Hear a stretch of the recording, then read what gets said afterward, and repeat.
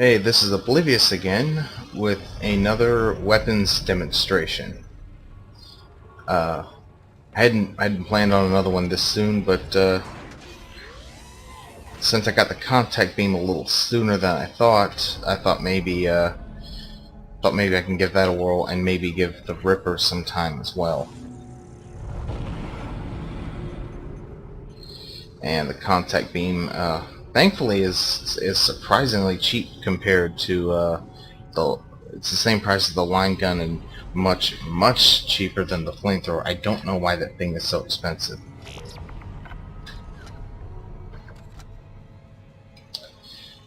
Not really sure how to classify the contact beam exactly. I've heard some people refer to it as the sniper rifle of Dead Space, and that's right in terms of damage, but that's not entirely accurate because the weapon itself isn't very accurate. It's got a weird low angle to it, and you only get one shot for it at a time. This is not even semi-automatic. This is, you're basically well, I guess maybe that's the reason why they call it the sniper rifle, because you have to there's significant reload time both for the weapon itself and for charging the shots, because you hold down the primary fire. I guess I'm gonna call it the Mega Buster of this game, because that's what it is. You charge the primary fire and you let it rip, and it does a significant amount of damage, usually enough to one-hit kill an opponent. I think even fully upgraded can one-shot a brute. And that is the secondary fire. It's a give me some breathing room ability. I will give the contact beam this much: its secondary fire is very complementary to its primary fire, in that it's kind of the reverse of the pulse rifle, because wrong button. Because you pound the ground with this thing, knocks enemies back significantly, and that also sets them up for a shot, like so. It's an impressive effect, at least. But as you can see, there are disadvantages, as in it takes, unless you've got it down beat for beat the timing, you can't really just fire it wantonly, and there are plenty of enemies that will sidestep a shot. Hell, if you watched Chapter 3, you saw a pregnant sidestep my stasis shot, and I don't believe it's a very fast-moving projectile either. I didn't really get a good look at it myself. It's not the fastest. I believe the plasma cutter is probably the fastest because it's instantaneous in travel. Give it a shot if you'd like. Give it a shot. But seriously, exercise caution, and I don't believe it should be your primary weapon. Save it for situations where you got big, tough, single enemies like the brute, or if you're just feeling really confident. And I've already shown off the Ripper, but I'm going to go into it a bit more extensively here. Its primary fire levitates a blade about medium range in front of you. Its range actually is much better than I remember. In the later games, they actually cut it down to maybe about half or 2/3, but it's significantly less. And this is the recommended fire because you can control the blade with kinesis. You fire the thing, you hold down kinesis, and you release to move it back forward, which is great because the problem is enemies can pass through after the knockback, so be wary of that. It's also got a very powerful secondary fire. Let me see if I can do this right.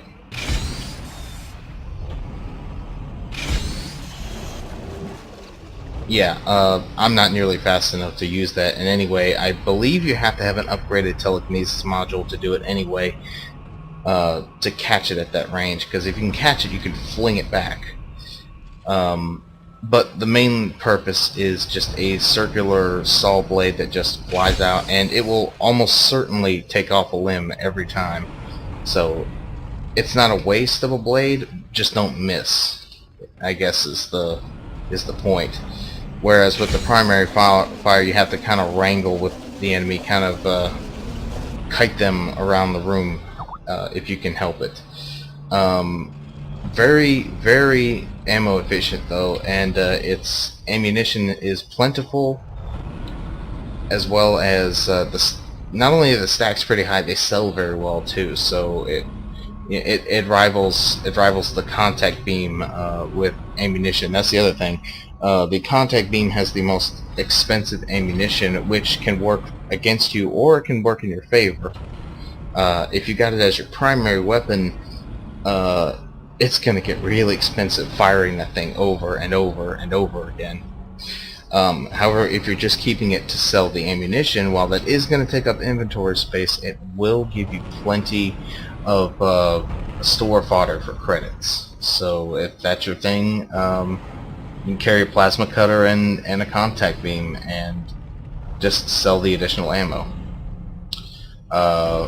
Not much else to say in terms of weapons. That pretty much outlines them both.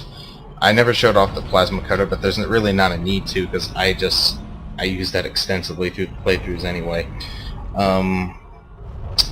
I believe the next weapons are the force gun, and I believe there's one more that I'm not thinking of.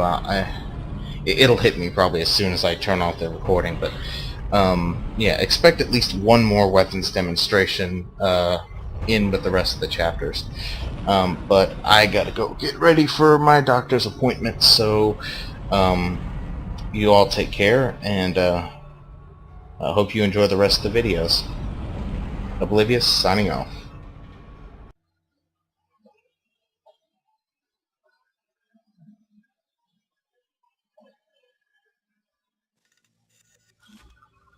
Hey, how y'all doing?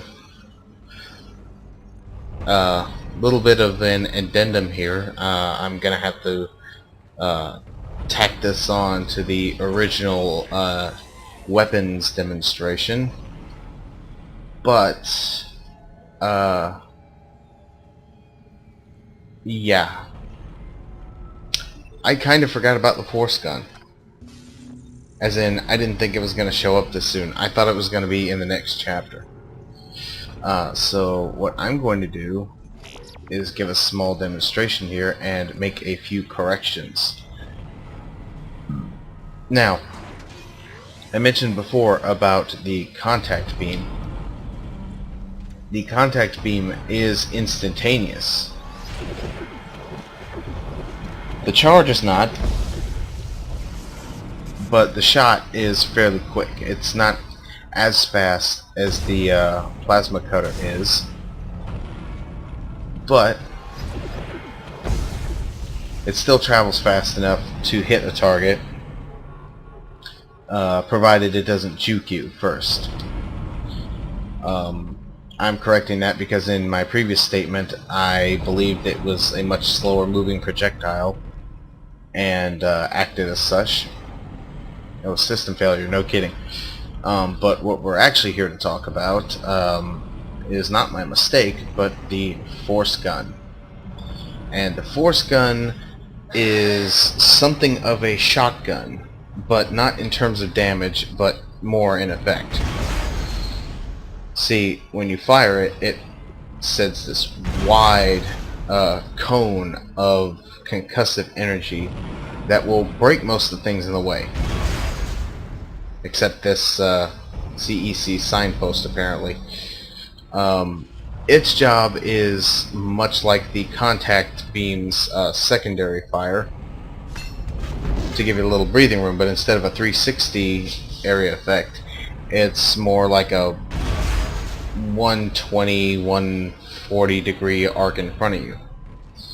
And I know what you're thinking, it's like, well, that's a primary fire, that's not very impressive. Well, the impressive one is its secondary fire, because like the contact beam, its two modes are very complementary.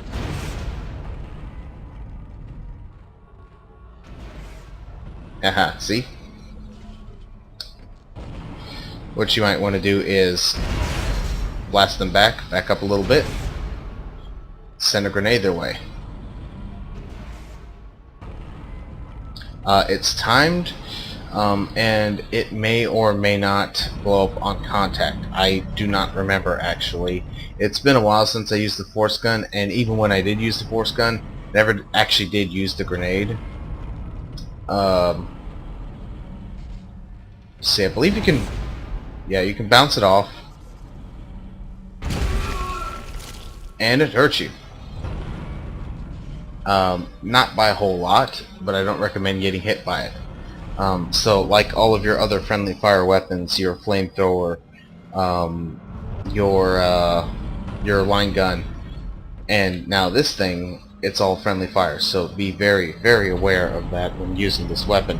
I actually recommend it quite a bit. It's very different in the later games, but I like the original version just fine. Honestly, I didn't think it really needed any changing, especially considering what they added that grenade to, but it's basically a survey charge. Looks like a smoke grenade though. Yeah. But yeah, that pretty much concludes the very short weapon list of Dead Space 2. The whole point is that you take these weapons and you upgrade them into your own personal arsenal. So what may be amazing for one person might be shitty for another. It all depends on how you upgrade them, how you use them, and how you fight exactly. But yes, now we will be going full bore with the chapters, pending any interruptions on my end, personal life and whatnot. But yeah, that's all the weapons. My final loadout actually looks to be just 3 weapons: the Contact Beam, the Ripper, and the Plasma Cutter. At least that's the plan. I may add the Pulse Rifle in there just for rapid fire capability, but maybe not. It all depends on how the next couple chapters go for me. Things will start picking up a little bit more, but the chapters will also get a bit longer too, so be prepared for that, and hope that I can still be helpful and entertaining to some of you out there. You know, it'd be nice if it was all, but I doubt that's going to happen. Regardless, that's the last of the weapons, and I accidentally cooked the mouse. And anyway, I will render this out and start working on Chapter 5. So, once again, for the second time tonight, this is Oblivious, signing out.